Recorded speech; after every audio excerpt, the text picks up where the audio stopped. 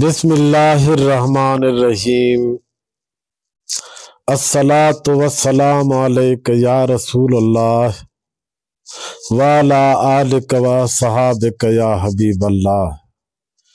तमाम ॾिसंदड़नि खे मुंहिंजे तरफ़ां सलाम अलैकुम। असां सभिनी मुस्लमान भाइरनि जे लाइ दुआगू आहियूं। छाल अल्लाह ताला हर मुस्लमान खे मक्के ऐं मदीने शरीफ़ जी ज़ियारत नसीब फरमाए। दोस्तो, ही मक़ाम जेको अवां ॾिसी रहिया आहियो, ही जॾहिं हाजी सगोरा मदीने मुनव्वरा खां मक्का मुकरम तशरीफ़ वठी वेंदा आहिनि, ही मीकात आहे। जॾहिं हिते मस्जिद ज़ुल हलीफ़ा, हिन मस्जिद खे मस्जिद शजरा बि चवंदा आहिनि। मस्जिद ज़ुल हलीफ़ा वटि गाॾियूं अची बीहंदियूं आहिनि। हाजी सगोरा गाॾियुनि मां लही, जीअं अॼु हिन हाजी सगोरनि खे साम्हूं ॾिसी रहिया आहियो, हिननि जो सफ़र रवां दवां आहे मस्जिद ज़ुल हलीफ़ा जे तरफ़। मां बि ओॾे ई वञी रहियो आहियां। अल्लाह ताला बार बार असां मुस्लमाननि खे मक्को ऐं मदीने ज़रूर ॾेखारे।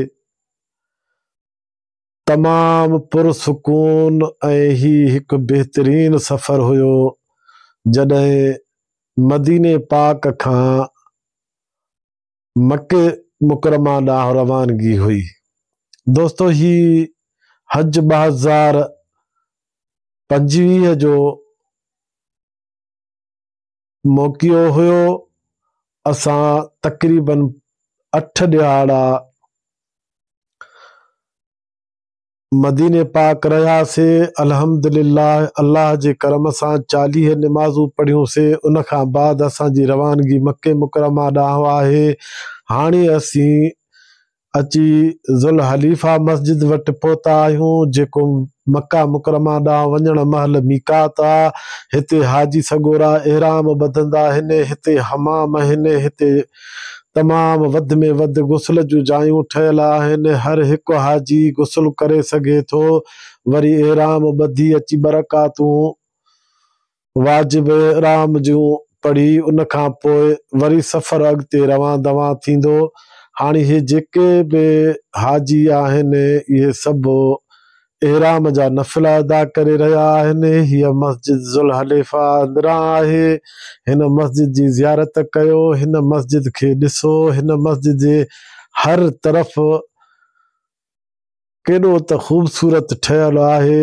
अल्हम्दुलिल्लाह, सऊदी अरब हर हिकु स्टॉप ते तव्हांखे मस्जिद तमामु ख़ूबसूरत मिली वेंदी। मां ही तव्हांखे मस्जिद ज़ुल हलीफ़ा अंदर खां ॾेखारियां थो, जेको ॾिसो पिया। हिकिड़ा हाजी अचनि था, हिकिड़ा निकिरनि था।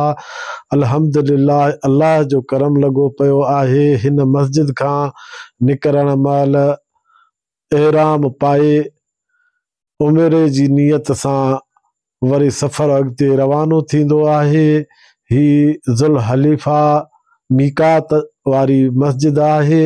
हिते हाजी सगोरा एहराम ॿधी वरी पंहिंजो सफ़र रवां दवां रखंदा आहिनि। वरी वञी पंहिंजी गाॾियुनि में, कोचनि में वेहंदा ऐं वरी इहे कोच असांखे वठी हलंदा मक्के मुकरमा।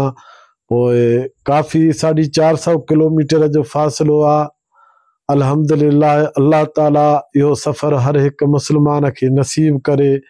ॾाढियूं मदीने जूं रातियूं, मदीने जा ॾिहाड़ा पुरसुकून हुया। अॼु अलविदा चई मक्के मुकरमा ॾांहुं रवाना आहियूं।